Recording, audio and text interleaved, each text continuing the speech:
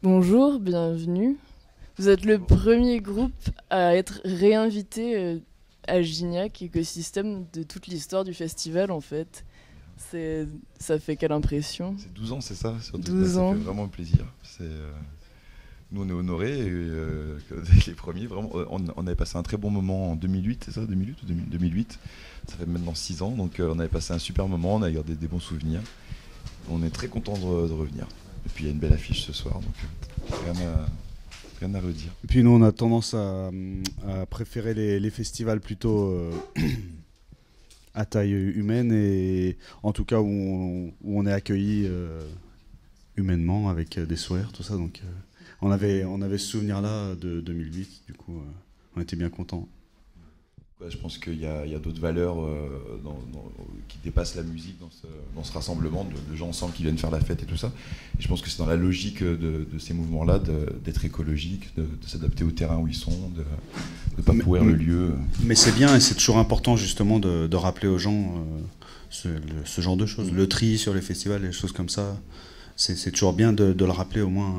C'est vrai qu'on est quand même dans un contexte très vert et c'est sympa de dire aux gens de préserver ça, quoi. Bonjour. Alors, lors d'une interview pour La Grosse Radio, vous aviez déclaré que le processus de création devient au fil des années facile et normal.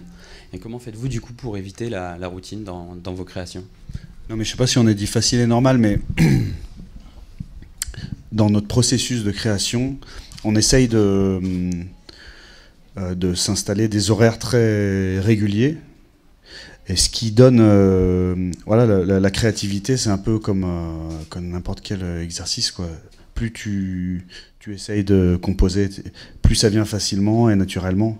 Voilà, après, je sais pas si c'est facile et normal. Je pense que peut-être que cette phrase, on l'avait dit dans le sens, en tout cas, qu'après 15 années d'existence, pour 90% ensemble, en tout cas, c'est facile pour nous, en tout cas, de travailler ensemble.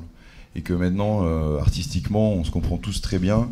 Et à chaque nouveau disque, on remet en jeu aussi. À chaque nouveau disque, tu remets en jeu ce que tu as fait avant. Tu reposes, tu essaies de reposer des nouvelles bases à ta musique. Tu te remets en question, quoi. Et on a toujours la même direction. Et c'est jamais, en tout cas, compliqué de se comprendre. Ça, c'est sûr qu'avec le temps, c'est devenu un truc naturel pour nous de composer, de travailler ensemble. En tout cas, le sens de cette phrase, c'est pas qu'il y ait une routine ou quelque chose de. Pour nous, vraiment, il y a toujours une importance. Par exemple, nous.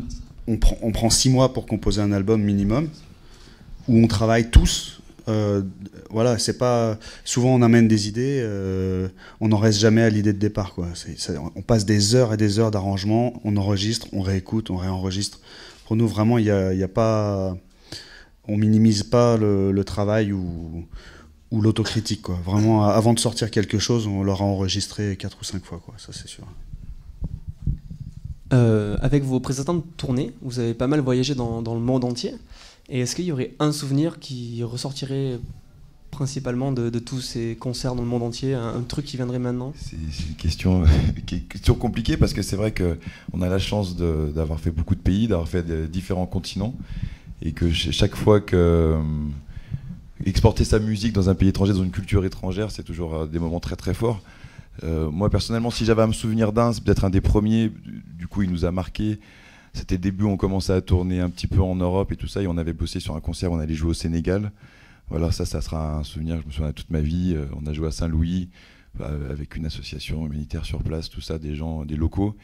C'était un truc populaire gratuit, voilà, c'était par rapport à là où on était, ce voyage, voilà, ça a été là où je me suis dit, putain, notre musique, elle peut aller loin et que les gens, ils la reconnaissent loin.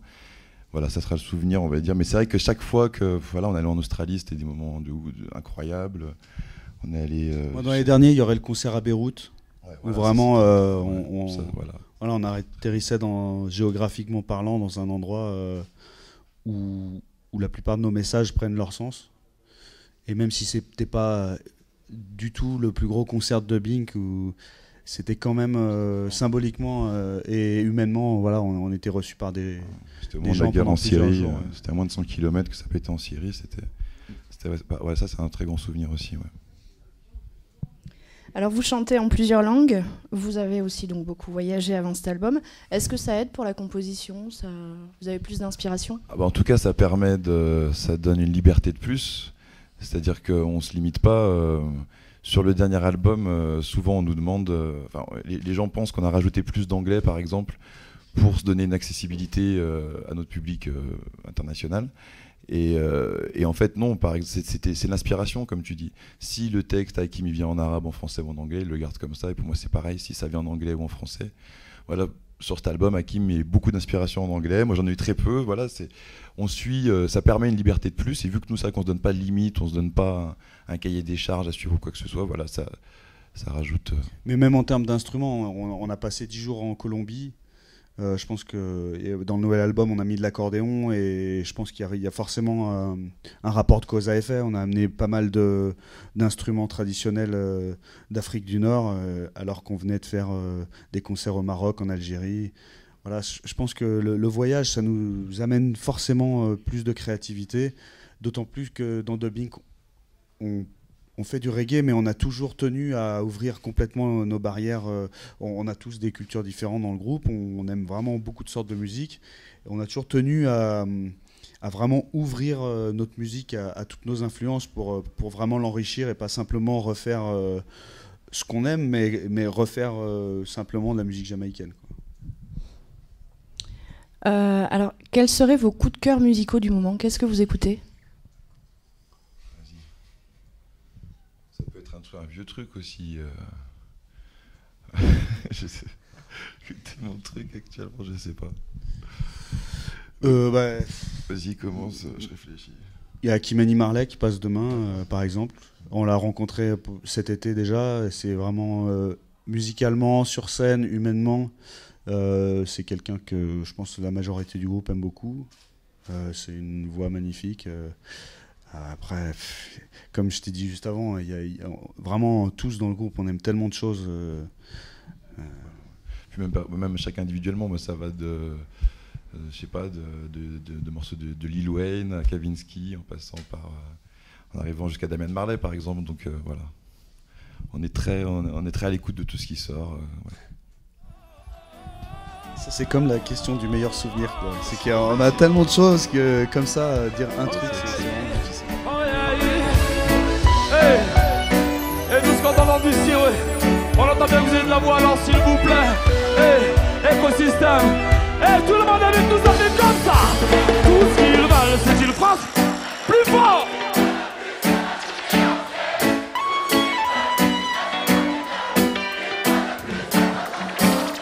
Nous, ce qu'on veut, c'est te sentir chez toi.